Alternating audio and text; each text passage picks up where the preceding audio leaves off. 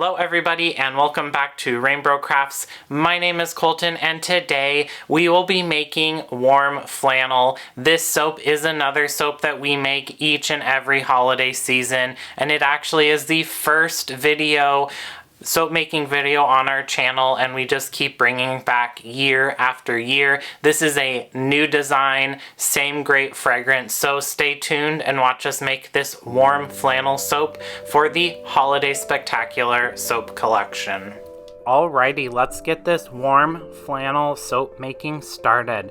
Like I mentioned in the introduction of this video, warm flannel kind of has a special place in our hearts because it is the first soap making video we ever actually recorded. We recorded it for a business competition that we participated in 2 years ago now, and I'll link that video up in the corner there.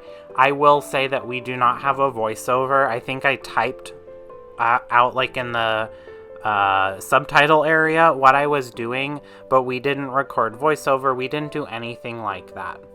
We'll blitz up all of these ingredients and add in the fragrance oil. This is called warm flannel from Brambleberry. It is a great kind of classic autumnal scent.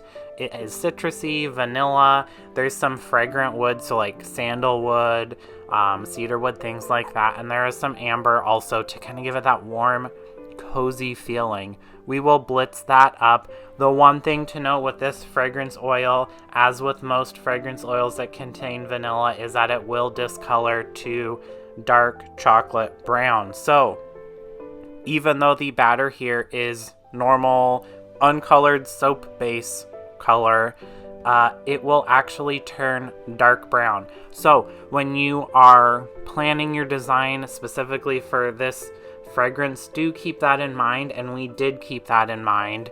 So we are going to do a pretty simple design because we really like to let this fragrance oil speak for itself. We are going to do half of the soap batter down on the bottom, and then I will go in with some gold mica.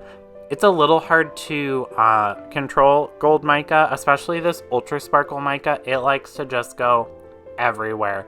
Any kind of gust of wind, cross breeze, as you can see there, I'm kind of trying to get it out of my face. It just takes the ultra sparkle mica and runs with it.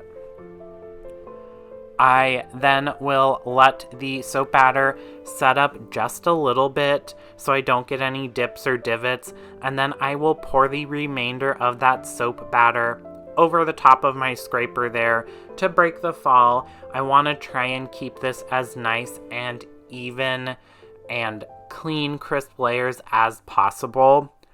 We were initially going to do 2 batches, so 2 slabs of each of our holiday soaps, but we were worried based on the number of in-person events we do and online orders and things like that, that would not be enough. It wouldn't give people enough opportunity to pick up their favorite holiday soap, so we actually did 3. The whole point of me telling you that is because I was originally going to do 1 batch, make it, and then divide it between 2 slabs evenly, do the mica line, make another batch. You've seen the videos I've done recently where I've done that trick to get a nice, clean, even layer.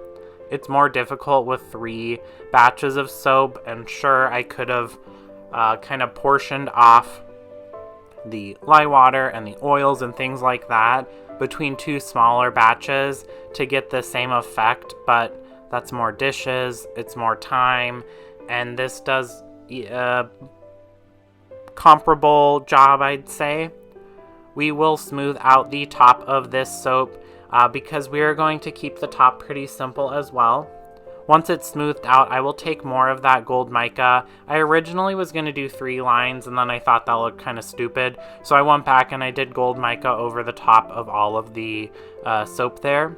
I will then go in with a pipette of some nice kind of like maroony mica. This is a custom blend of a couple different reds that we had. Keeping in mind that an oil drizzle, a mica drizzle, you need to be pretty like light-handed because you don't want your top, the top of your soap to be oily. and you want this to get a nice opportunity to soak into the soap. I will then go in and swizzle this with my chopstick as well, just to get a nice kind of latte art, classic holiday design on the top. The last thing that we are going to do, though, after I contemplate if I want to mess this up, which I didn't, I just backed away. Sometimes you need to know when to stop. See the Autumn Harvest soap that I am going to link up in the corner there, because I didn't stop and it looked really ugly.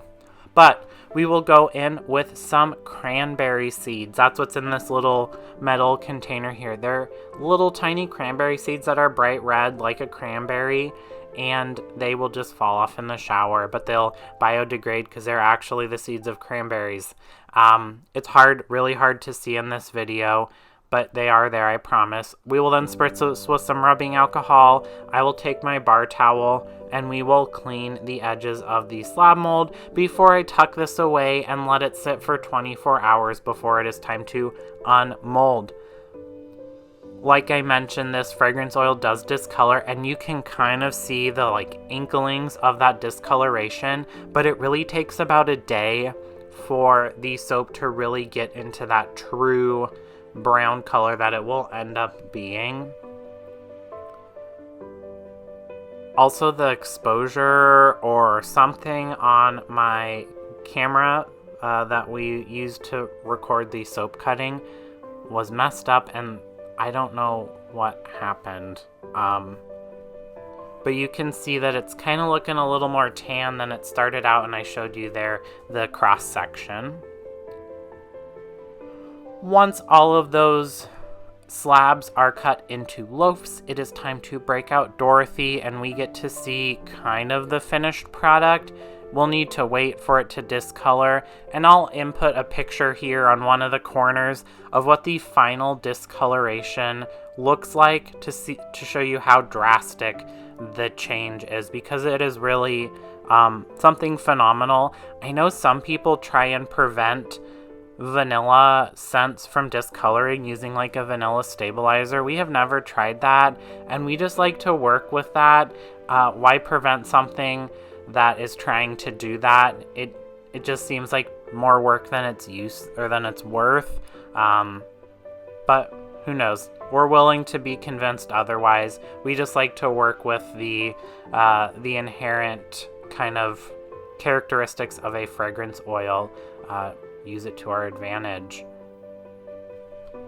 Like I said, this soap is one of our favorites. We bring it back very, very often because it sells well. It is like the epitome of an autumnal winter holiday scented soap that really is good all year round. We just like to make it extra special and bring it out during the holiday season. But that is it. This is our warm flannel soap, which along with our other holiday spectacular soap collection will be for sale starting November 1st online and in person. So definitely check out our website to grab yourself a couple bars of this, or come see us in person. We're doing a ton of events, our normal Vancouver Farmers Market, but a lot of other holiday bazaars as well, and we'd love to see you. Thank you so much to all of our big ol' flamers and our subscribers. We appreciate each and every one of them. If you want to get soaps or candles of the month from us, check out our website, rainbrocrafts.com, for more details on how to become a subscriber. Thank you so much for watching. If you don't already, subscribe to the channel, like this video, comment down below, and ring that bell icon. Thanks. Bye.